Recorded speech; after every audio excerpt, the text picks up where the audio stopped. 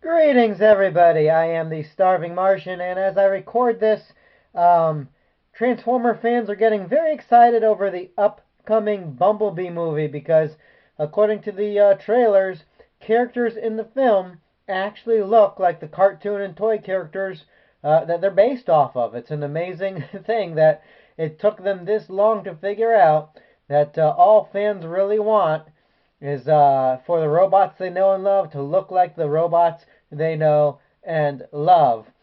Case in point is this figure right here. This is Ironhide from the 2005 Botcon exclusive. Botcon, of course, being the annual Transformers fan convention. And every year they seemed to have had a different exclusive or different set of exclusives, rather. And this was one of them. This is one that I had wanted for a while, but was pretty expensive, and kept my eyes out until I found this particular sample going for about 30 bucks. Usually they'll be about 40, 50, onwards up to 75, which is way, way too much for a single figure for me, personally.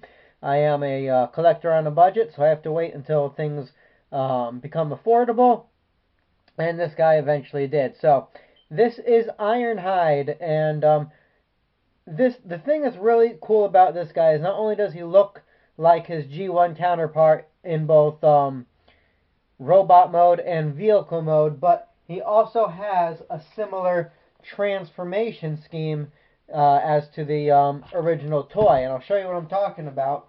Here is the original G1 Ironhide. Now nobody wants their toy to look like this anymore. They want it to look like the character from the show. The toy was horrendous.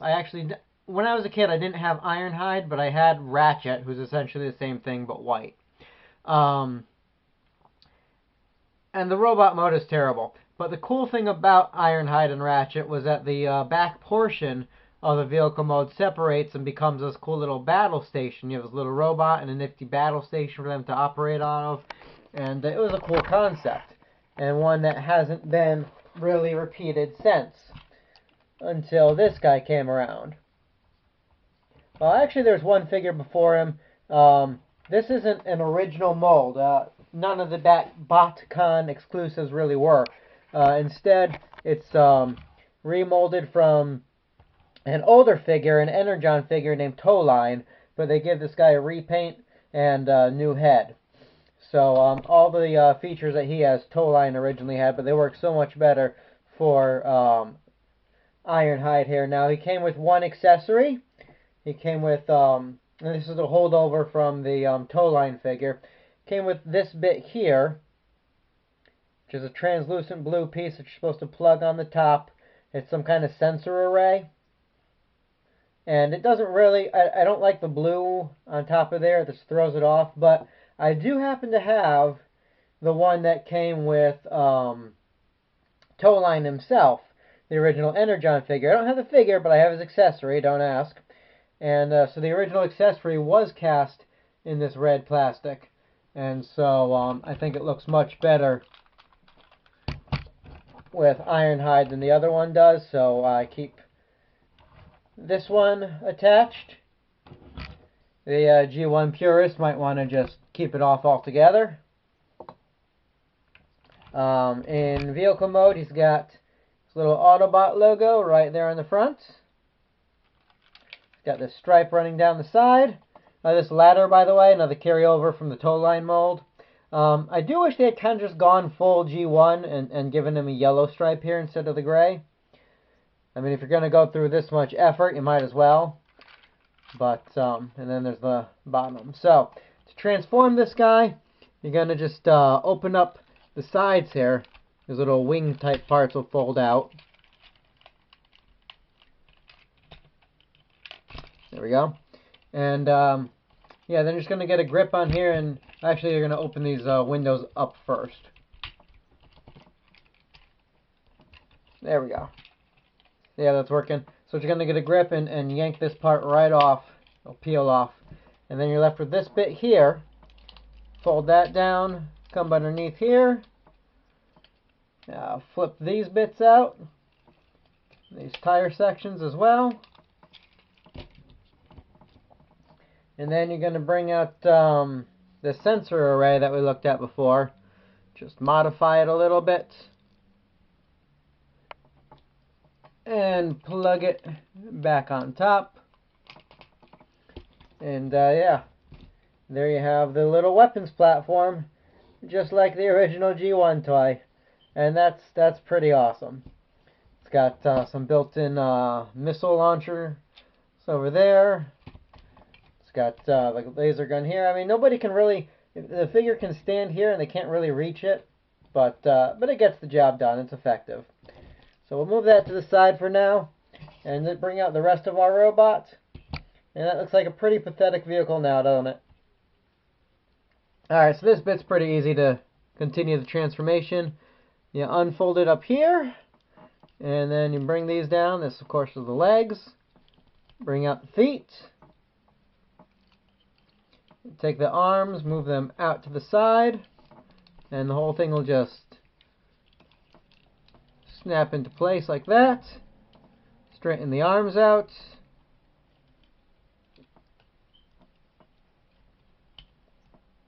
There we are. And then just bring up the head. And the head's a little bit wonky. It's on a slider, so you have to... There you go. It doesn't just pop up. You have to slide it up and then click it into place. And then we just separate the legs. And here is Ratchet. Did I just say Ratchet? Yes, I did. Here is Ironhide. They share a mold, so it's easy to confuse them, especially if you're colorblind, which I am not, so I have no excuse. So here's Ironhide in all of his G1 glory. This is the robot that you wished you had back in the 80s. Let's bring him in. So they gave him a completely new head sculpt from the old toe line figure. This being more Ironhide-ish. It's a little round for my taste. So it looks a little bit, I don't know. It's odd. He looks a little young to me. I don't know. But this same head, they also did a repaint of this guy as Ratchet. And so they used the exact same mold. In fact, it's hard to see here because it's just the same red plastic. But they have that crest that Ratchet has molded on there. And it was picked out in paint for the Ratchet mold. But for the Ironhide here, it's just done in red with some grayish highlights. Some in the legs now you couldn't see before, which match with the rest of it. And I think it looks really, really nice. Now you can bring out his battle station. And there he is manning that. You can, if you want, pop this off the battle station. And he can hold it as some giant rifle. Actually, it looks like a metal detector. Looks like he's just taking a trip on the beach looking for buried treasure. I'll give that to Beachcomber. It's more appropriate for him. He doesn't come with any weapons aside from that radar array, but being an Energon figure, he can hold any guns or weapons that any other Energon figure has. I like to give him just this little pistol, which came with I don't know if it was Cruellock or Doomlock, one of the Decepticon, Terracon dinosaurs, the orange and brown one. But I think that that gun there looks good on him. Now, being an Energon mold, he does have this gimmick that all the Energon figures have. The Energon figures, at least the deluxe size ones, were all capable of going into a top and bottom mode, where they became the top part of a bigger robot, or they could turn into the legs of a bigger robot. And all you gotta do with this guy is flip his legs up over his shoulders, his toes will fold down in these little gun barrels, and bring out another Energon figure already conformed into leg mold, and snap them into place.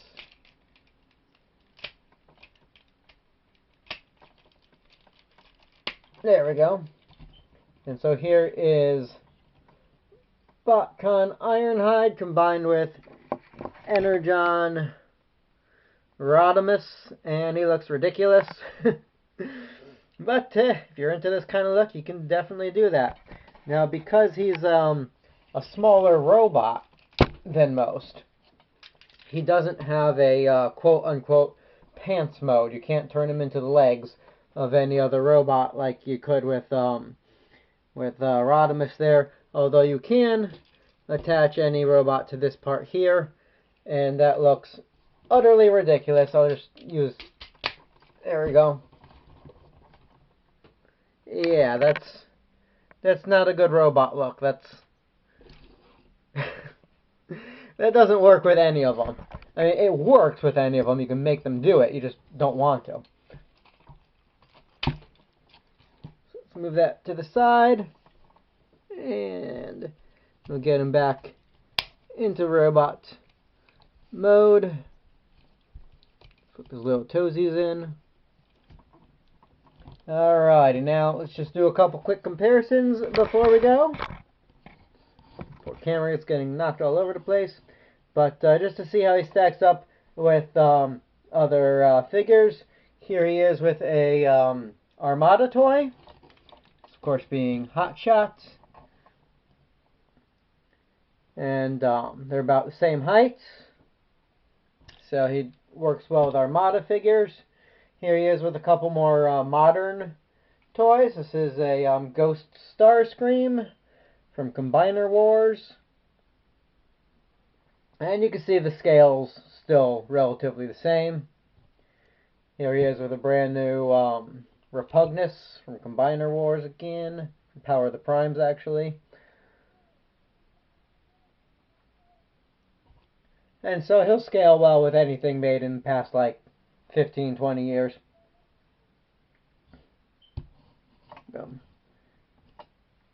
Alrighty, and so that's about it. That is the Botcon 2005 exclusive Ironhide. And like I said, he's pretty expensive these days to pick up on the secondary market. If you're interested in one and you're willing to spend the money, go right ahead. I think he's worth it. I think he's my favorite Ironhide figure ever made. Just because of how much he looks like what we wanted back in '84, and the fact that his transformation operates similar to the classic G1 toy breaking apart into a battle station and everything.